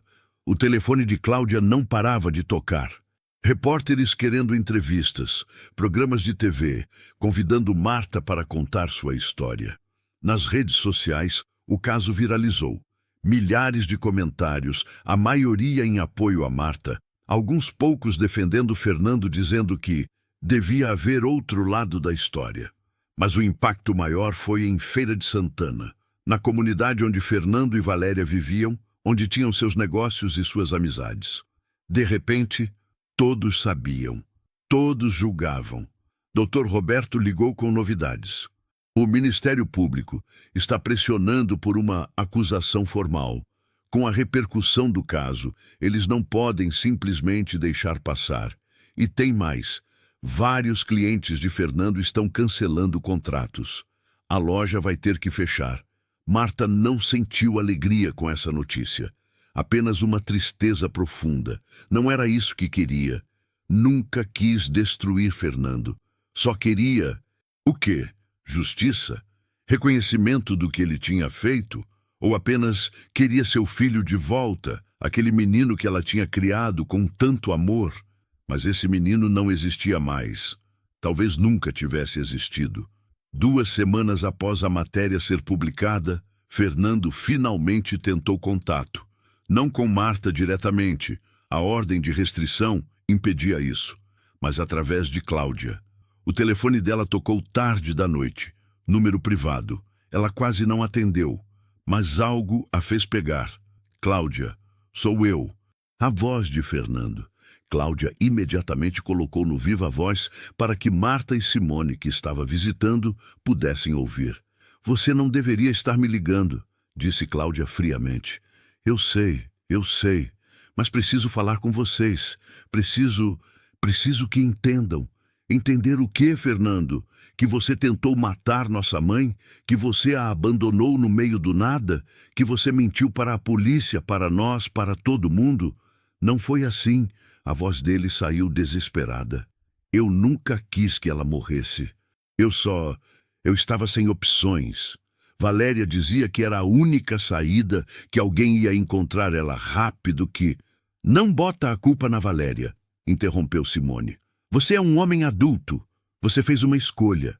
Houve silêncio do outro lado. Depois, um som que demorou um momento para reconhecerem. Fernando estava chorando. Eu estraguei tudo, ele disse. Perdi tudo. A loja está falida. Ninguém mais fala comigo. Valéria está me deixando. E eu não consigo dormir. Toda vez que fecho os olhos, vejo o rosto da minha mãe quando eu fui embora. Vejo a expressão dela. Bom, disse Cláudia sem piedade. Espero que essa imagem te persiga pelo resto da vida. Marta estava sentada no sofá, ouvindo tudo. Parte dela queria pegar o telefone, falar com Fernando, dizer o quê? Que o perdoava? Não podia, não ainda, talvez nunca. Que entendia, não entendia. Nada justificava o que ele tinha feito. Posso falar com ela? Fernando perguntou. Por favor, só um minuto. Não, responderam Cláudia e Simone juntas. Fernando, você precisa aceitar as consequências do que fez, continuou Simone. E as consequências incluem perder o direito de ter nossa mãe em sua vida. Você matou esse direito quando a deixou no sertão. Eu vou para a cadeia? A pergunta saiu em um sussurro. Provavelmente, respondeu Cláudia. E sinceramente, é mais do que você merece. Fernando desligou sem dizer mais nada. As 3 mulheres ficaram em silêncio por um longo momento. Como você está se sentindo, mãe? Perguntou finalmente Cláudia. Marta pensou na pergunta. Como estava se sentindo? Triste, com raiva, aliviada que Fernando parecia estar sofrendo consequências, culpada por sentir-se aliviada. Era uma confusão de emoções que não conseguia desembaraçar. Não sei, ela admitiu, mas sei que fiz a coisa certa denunciando. Fez sim, confirmou Simone. A audiência preliminar foi marcada para 2 semanas depois. Marta teria que voltar à Feira de Santana, enfrentar Fernando em tribunal. A ideia a aterrorizava. Mas Dr. Roberto garantiu que ela estaria protegida, que não teria que ficar sozinha com ele em nenhum momento. Os dias anteriores à audiência passaram em um borrão de ansiedade. Marta mal conseguia comer, dormia pouco, acordava de madrugada com o coração disparado. Cláudia teve que tirar folga do trabalho para ficar com ela, preocupada. Na noite antes da viagem de volta à Bahia, Marta teve um sonho. Estava na casa velha, aquela onde tinha crescido, no interior. Josias estava lá, sentado na varanda, fumando. Você fez certo, ele disse sem olhar para ela. Mas é nosso filho, Josias. Nosso filho. Era. Ele finalmente olhou para ela e havia uma tristeza infinita em seus olhos. Mas o homem que ele se tornou, esse eu não reconheço. E você não pode deixar que saia impune só porque um dia foi nosso menino. Marta acordou com lágrimas no rosto, mas sentindo-se mais em paz do que em semanas. Era como se tivesse recebido a aprovação que precisava, mesmo que apenas em um sonho. Chegaram à Feira de Santana na manhã da audiência. Dr. Roberto as esperava no aeroporto, junto com Ana Paula, a jornalista. A matéria tinha tido tanta repercussão que Ana Paula tinha continuado cobrindo o caso. Está pronta? perguntou o advogado. Estou, respondeu Marta com mais convicção do que sentia. O fórum estava cheio. Aparentemente, o caso tinha atraído a atenção não apenas da mídia, mas do público em geral. Havia câmeras do lado de fora, repórteres fazendo perguntas, cartazes de grupos de defesa de idosos. Dentro, na sala de audiência, Marta viu Fernando pela primeira vez em semanas. Ele estava sentado com seu advogado, um homem jovem, de terno caro. Fernando tinha emagrecido. Parecia ter envelhecido 10 anos. Quando seus olhos encontraram os de Marta, ele desviou o olhar imediatamente. Valéria não estava lá. Marta soube depois que ela tinha realmente deixado Fernando, voltando para Goiânia, onde morava sua família. O juiz entrou. Uma mulher de meia idade, expressão séria, cabelos presos em um coque apertado. Doutora Simone Castro, segundo a placa em sua mesa. A audiência começou com o promotor apresentando o caso. Tentativa de homicídio qualificada pelo vínculo familiar, abandono de incapaz, falsidade ideológica pela falsa denúncia de desaparecimento. Eram acusações graves que poderiam resultar em anos de prisão. O advogado de Fernando tentou argumentar. Falou de problemas de comunicação, de mal-entendidos, de uma situação que tinha saído do controle. Tentou pintar Fernando como um homem desesperado, que tinha cometido um erro terrível, mas não tinha intenção de matar. Então, foi a vez de Marta testemunhar. Ela subiu ao estrado com as pernas tremendo. Jurou sobre a Bíblia dizer a verdade, toda a verdade, nada além da verdade. Então contou sua história, novamente, cada detalhe. O promotor a guiou com perguntas cuidadosas. O advogado de defesa tentou confundi-la, fazê-la se contradizer, mas ela se manteve firme. A senhora tem certeza absoluta de que seu filho a abandonou intencionalmente? O advogado de defesa perguntou. Não é possível que tenha se confundido, que ele tenha apenas parado em algum lugar e a senhora saiu do carro e se perdeu? Marta olhou diretamente para ele. Ele me olhou nos olhos. Me deu uma sacola com água e pão, me disse que não tinha escolha e foi embora. Não há confusão nisso, doutor, há apenas a verdade. O advogado tentou mais algumas perguntas, mas não conseguiu abalar o testemunho de Marta. Joana também foi ouvida por videoconferência, confirmando o estado em que tinha encontrado Marta. Finalmente, o juiz se pronunciou. Há elementos suficientes para que este caso vá à júri popular. O réu responderá em liberdade, mas sob monitoramento eletrônico. A ordem de restrição permanece em vigor. Fernando não olhou para Marta enquanto era conduzido para fora. Mas Marta olhou para ele e sentiu pena. Não perdão, ainda não. Mas pena pelo homem que ele tinha se tornado, pelas escolhas que tinha feito, pela vida que tinha destruído. Não apenas a dela, mas a sua própria. Do lado de fora do fórum, foram cercadas por repórteres. Ana Paula ajudou a criar um espaço para que Marta pudesse falar, se quisesse. E ela quis. Tinha uma mensagem, e agora tinha uma plataforma. Fiz isso não por vingança, ela disse, olhando diretamente para as câmeras, mas por justiça, e para que outros idosos saibam que não precisam aceitar abuso em silêncio.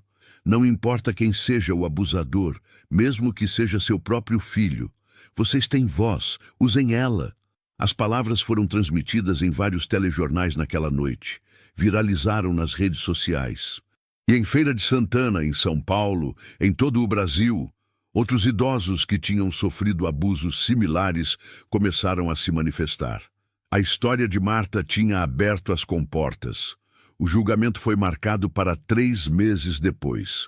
3 meses que Marta passou tentando reconstruir sua vida em São Paulo, adaptando-se à rotina da cidade, conhecendo os vizinhos de Cláudia, fazendo amizades no grupo de terceira idade do bairro. Mas Fernando estava sempre lá, nas bordas de seus pensamentos.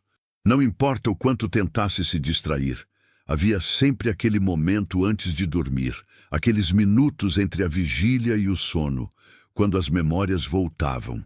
O rosto dele ao ir embora, O som do carro diminuindo ao longe. A sensação de absoluto abandono.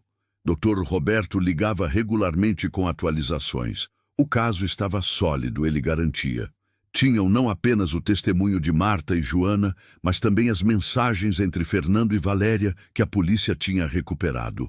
Mensagens que deixavam claro que havia um plano. Uma delas, enviada por Valéria 3 dias antes do abandono, dizia: precisa ser longe, onde ninguém vai ver. E você não pode hesitar. Se hesitar, não vai conseguir fazer. Outra, de Fernando: sei que precisa ser feito, mas não consigo parar de pensar que é minha mãe. Resposta de Valéria: ela está velha, viveu sua vida. Você tem direito de viver a sua também. Ler essas mensagens foi como ser abandonada de novo. Saber que tinham planejado, discutido, calculado, não tinha sido impulso, tinha sido escolha consciente, deliberada. O promotor está confiante, disse Dr. Roberto em uma de suas ligações. Com essas mensagens, o testemunho da senhora e as inconsistências na história dele, é muito provável que o júri o condene. E se não condenar, perguntou Marta, e se decidirem que ele estava apenas desesperado, que não tinha intenção real de me matar? Então teremos que aceitar, mas não acho que isso aconteça. O júri vai ver você, vai ouvi-la e vai entender a gravidade do que foi feito. Marta queria acreditar nisso. Nas semanas que antecederam o julgamento, Marta recebeu centenas de cartas. Cartas de outros idosos compartilhando suas próprias histórias de abuso familiar. Cartas de apoio de completos estranhos. Até algumas cartas de pessoas que conheciam Fernando, dizendo que nunca imaginaram que ele fosse capaz disso. Uma carta, porém, se destacou. Era de Valéria. Dona Marta, sei que não tenho direito de escrever para a senhora. Sei que sou tão culpada quanto Fernando, talvez mais, porque fui eu que plantei a ideia em sua cabeça. Fui eu que o pressionei, que argumentei, que convenci. Não espero perdão, não espero nem que leia esta carta, mas preciso que saiba, me odeio. Odeio o que fiz, odeio o que me tornei. Meus pais não falam mais comigo desde que souberam. Meus amigos me evitam. E à noite, quando estou sozinha, vejo seu rosto. Vejo a senhora entrando no carro, confiando em Fernando, e eu penso, como pude ter feito isso? Dinheiro. Foi por dinheiro. Que razão patética, não? Destruí uma família, quase tirei uma vida, por dinheiro. E agora tenho o dinheiro? Não. Tenho apenas culpa e vergonha. Fernando vai para a prisão. E ele deve. Mas eu vou ter que viver com isso pelo resto da vida. E talvez seja um castigo pior. Sinto muito. Sei que são apenas palavras, mas precisa que ouça. Sinto muito do fundo da minha alma. Valéria!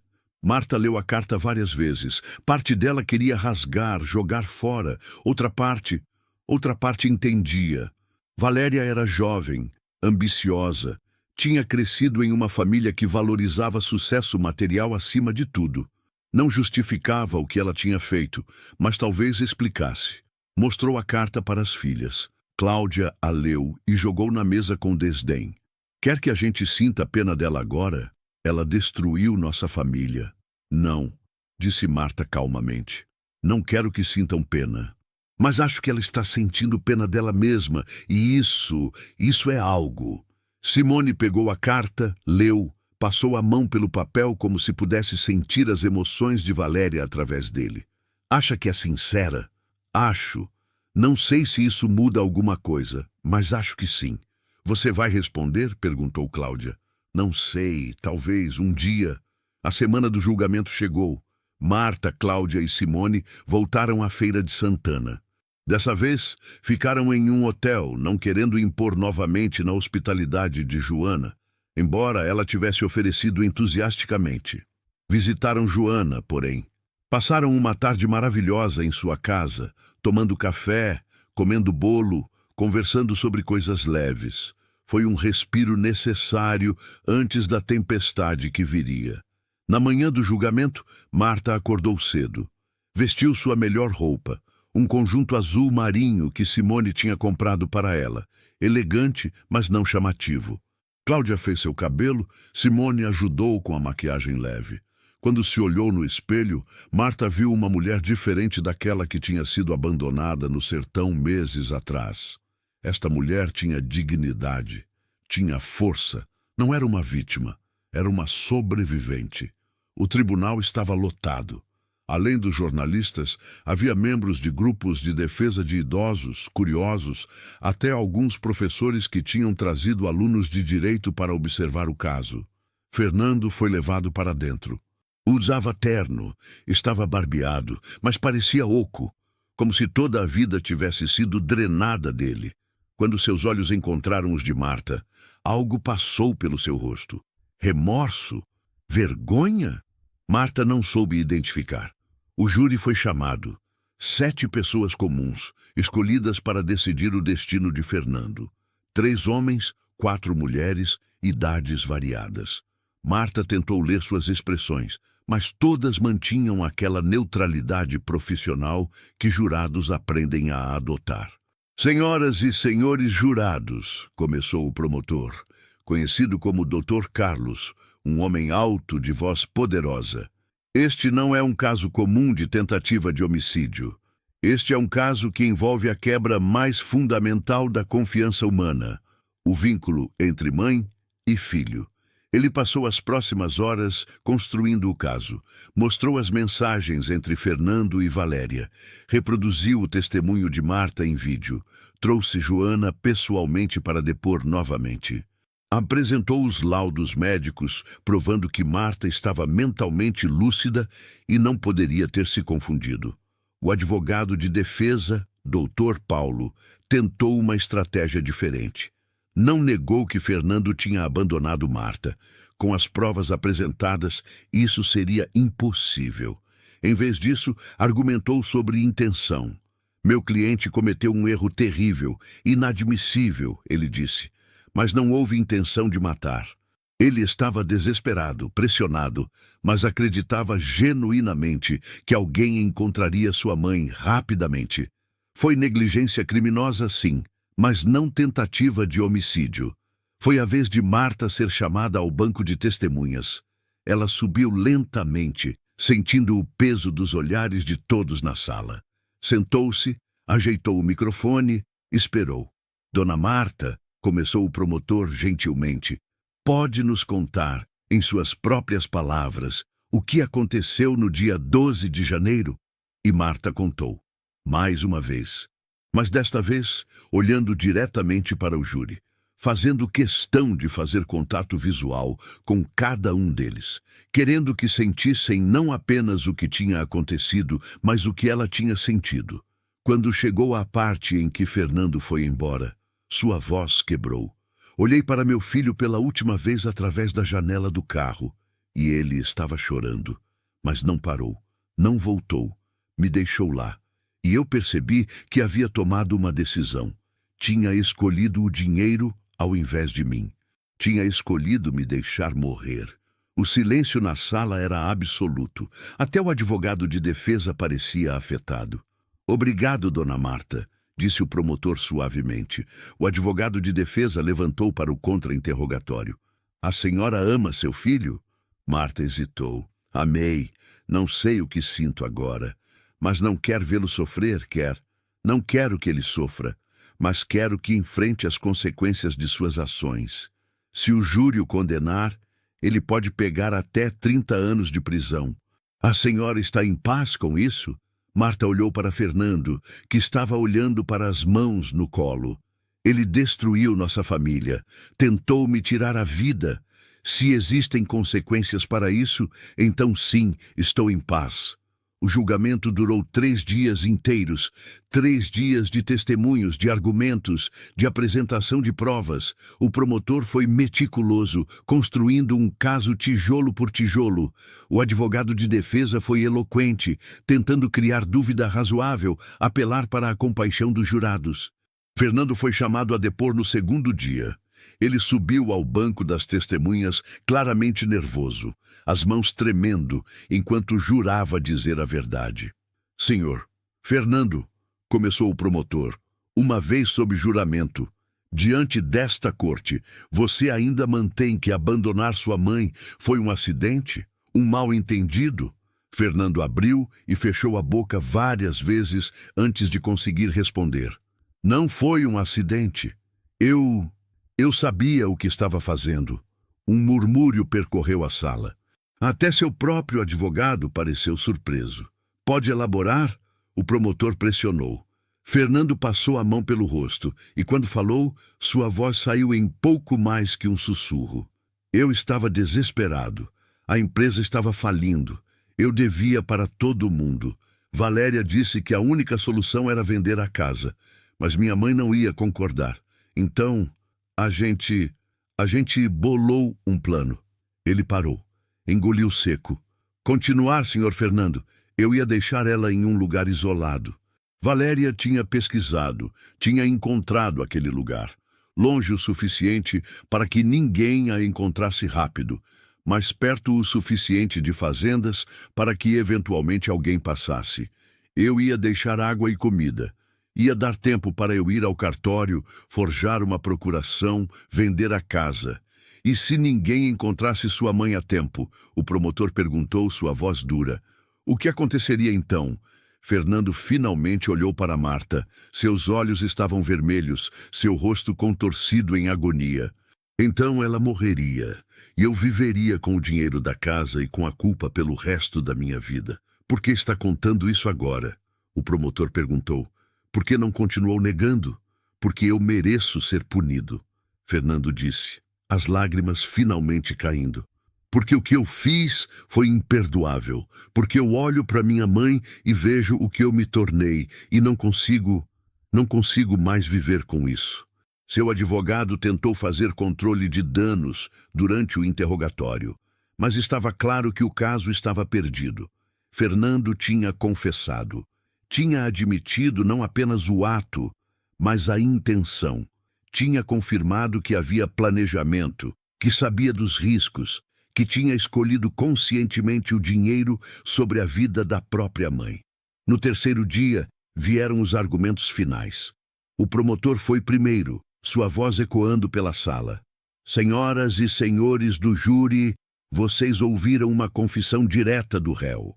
Ele não apenas abandonou sua mãe, uma mulher idosa de 73 anos, no meio do sertão. Ele planejou isso, calculou, escolheu.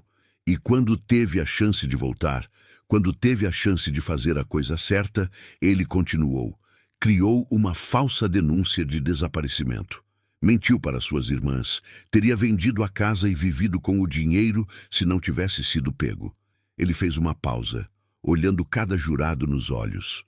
Este homem colocou um preço na vida de sua mãe, e aquele preço era o valor de uma casa. Perguntem a si mesmos, em que tipo de sociedade queremos viver? Uma onde filhos podem fazer isso com suas mães e saírem impunes? Ou uma onde há consequências reais para atos monstruosos? O advogado de defesa fez o que pôde. Meu cliente cometeu um crime terrível. Não nego isso, mas ele também é um ser humano que cometeu um erro sob pressão extrema. Ele está destruído pelo que fez. Já perdeu tudo: seu negócio, sua esposa, sua família, sua reputação. Condená-lo a décadas na prisão não vai desfazer o que foi feito. Não vai curar Dona Marta. Vai apenas destruir outra vida. Mas o argumento parecia fraco comparado à confissão de Fernando, às mensagens, ao testemunho de Marta. O júri se retirou para deliberar por volta das 4 da tarde. Marta, suas filhas, Dr. Roberto e Ana Paula esperaram em uma sala anexa. As horas se arrastaram. 5 da tarde. 6. 7. Quanto mais tempo demoram, melhor, disse Dr. Roberto. Significa que estão levando a sério, considerando tudo cuidadosamente. Finalmente, às 8:30 da noite, foram chamados de volta. O júri tinha chegado a um veredicto. A sala de audiências, que tinha esvaziado durante a espera, encheu-se novamente rapidamente. Jornalistas, curiosos, todos querendo saber o resultado. Fernando foi trazido. Parecia ter envelhecido mais uma década nas últimas horas. Ficou de pé, ao lado de seu advogado, os ombros curvados, a cabeça baixa. O juiz perguntou ao porta-voz do júri, uma mulher de meia-idade que tinha sido a jurada número 3, quanto ao veredicto. Quanto à acusação de tentativa de homicídio qualificada, como o júri decidiu? A mulher respirou fundo. Culpado. Um som coletivo encheu a sala. Alguns de satisfação, outros de choque. Fernando cambaleou, seu advogado tendo que segurá-lo. Quanto à acusação de abandono de incapaz? Culpado. Quanto à acusação de falsidade ideológica? Culpado. O juiz bateu o martelo pedindo ordem. Senhor Fernando dos Santos, você foi considerado culpado de todas as acusações. A sentença será determinada em audiência separada, mas esteja ciente de que enfrenta um mínimo de 15 anos de prisão, podendo chegar a 30 anos, dependendo das circunstâncias atenuantes ou agravantes. Fernando não reagiu. Simplesmente ficou parado, olhando para o nada, enquanto era levado para fora da sala por policiais. Marta assistiu ele sair e sentiu vazio. Não alegria pela condenação, não tristeza pela prisão dele, apenas vazio, como se tivesse gasto toda a sua capacidade de sentir qualquer coisa em relação a Fernando. Do lado de fora, foram novamente cercados por repórteres. Ana Paula ajudou a organizar uma breve coletiva. Como está se sentindo com o veredicto, dona Marta? Marta pensou cuidadosamente antes de responder.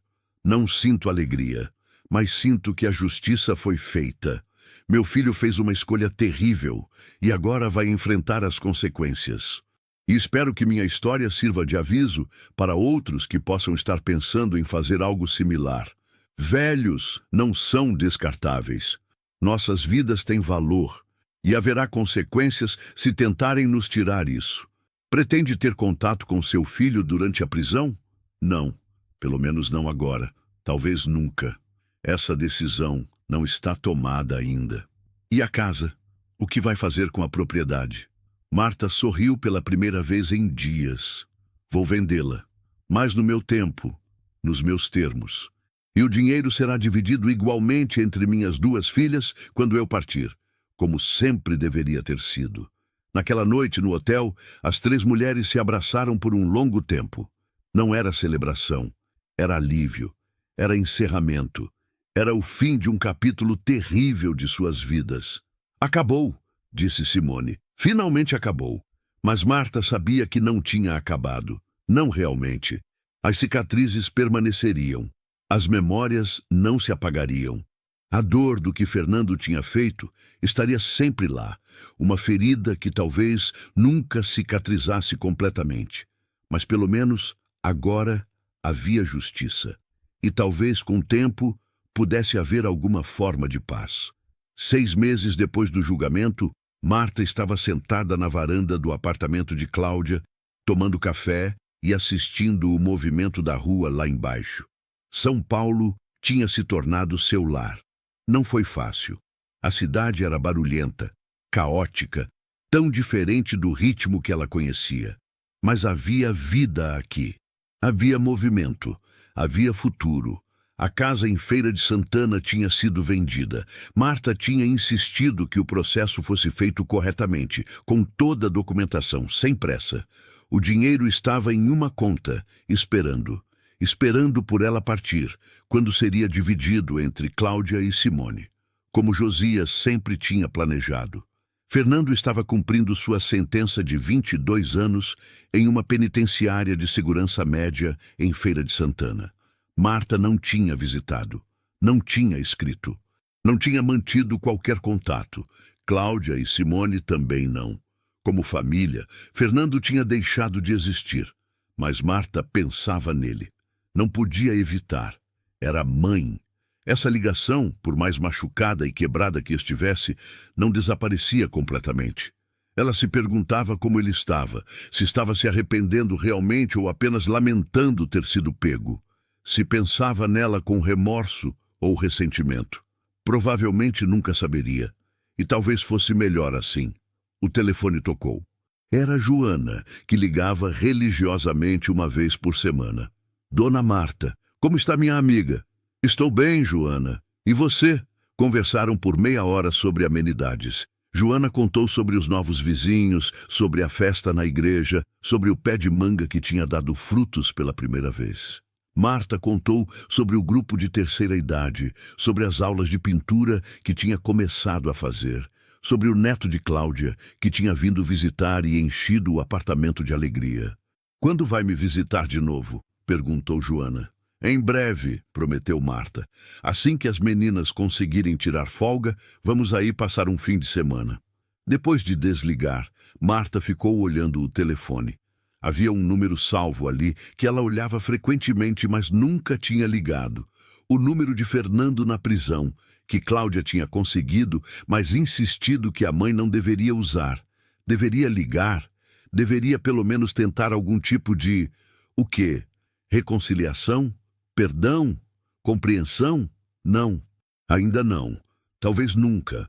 A ferida ainda estava muito fresca. E ela se devia primeiro a si mesma. Cuidar da própria cura antes de pensar em estender a mão ao homem que a tinha ferido.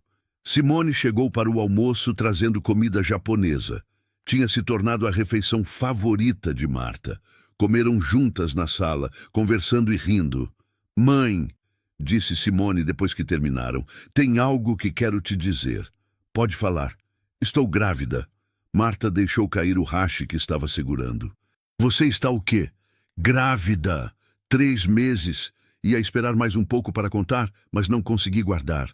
Marta levantou-se e abraçou a filha, lágrimas de alegria, genuína alegria, algo que não sentia há tanto tempo, escorrendo por seu rosto. "Oh, minha filha, que notícia maravilhosa." "É uma menina", continuou Simone. "E eu e Ricardo, a gente queria... Bem, a gente queria que o nome dela fosse Marta, como homenagem a você." Marta não conseguiu falar. Apenas abraçou a filha mais forte, chorando agora. Mas eram lágrimas boas, lágrimas de esperança, de renovação, de vida continuando apesar de tudo. Quando Cláudia chegou do trabalho e ouviu a notícia, as 3 se abraçaram, criando um círculo de amor e apoio que tinha sido testado, mas não quebrado. Tinha sido abalado, mas tinha permanecido firme. Naquela noite, Marta teve outro sonho com Josias. Ele estava na mesma varanda, mas dessa vez sorria. "Você sobreviveu", ele disse. "Sempre soube que sobreviveria. Sobrevivi. Mas não foi fácil. As coisas importantes nunca são. Mas olhe o que você tem agora. Olhe o que construiu depois da destruição." E Marta acordou compreendendo. Sim, Fernando tinha tentado destruir tudo. Tinha quebrado a confiança, tinha machucado profundamente, tinha quase tirado sua vida. Mas ele não tinha conseguido tirar sua essência. Não tinha conseguido destruir sua capacidade de amar, de confiar nas pessoas certas, de reconstruir. Ela tinha sobrevivido. E mais do que isso, tinha prosperado. Estava em São Paulo, cercada de filhas que a amavam. Tinha feito novos amigos. Tinha encontrado novos propósitos. Estava aprendendo a pintar, algo que sempre quis fazer, mas nunca teve tempo. Ia ser avó novamente, desta vez presente, participante. A vida continuava. E era boa. Algumas semanas depois, Marta estava dando uma entrevista para um documentário que estava sendo feito sobre violência contra idosos. O diretor tinha pedido que ela refletisse sobre toda a experiência, o que tinha aprendido.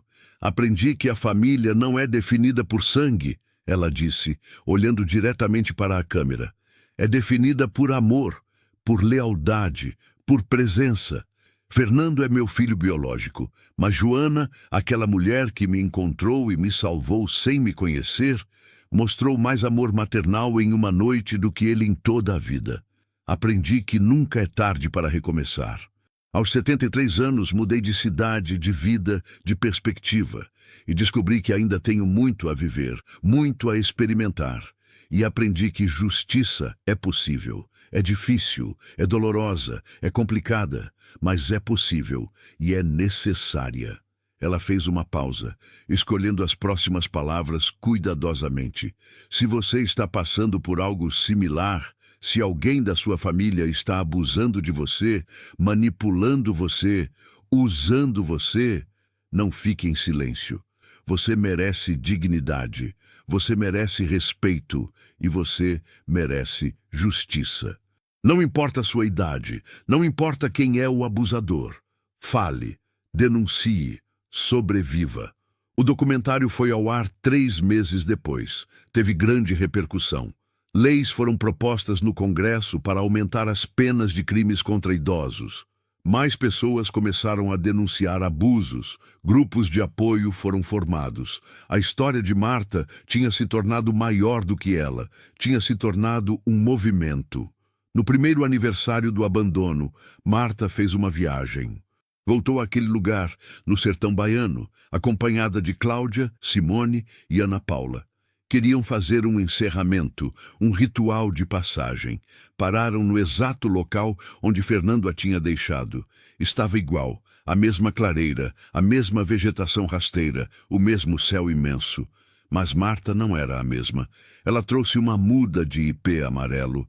Com a ajuda das filhas, plantou ali, naquele lugar de morte e abandono, um símbolo de vida e renascimento. Esta árvore vai crescer, ela disse enquanto compactava a terra ao redor da muda. Vai criar raízes, vai florescer, vai dar sombra. E um dia, quando alguém passar por aqui, vai ver esta árvore e não vai saber sua história. Vai apenas ver sua beleza.